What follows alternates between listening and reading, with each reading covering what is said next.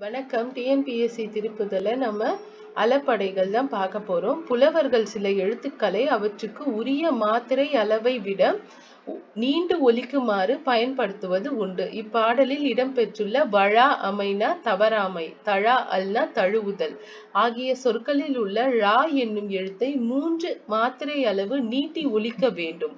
அதற்கு அடையாளமாகவே ழாவை அடுத்து ஆ இடம்பெற்றுள்ளது. இவ்வாறு உயிர் எழுத்துக்கள் நீண்டு ஒலிப்பதை உயிரலப்படை என்கின்றோம். அதாவது வழா அப்படின்னு சொல்லும் பொழுது ஆ அந்த சொல் வரும்.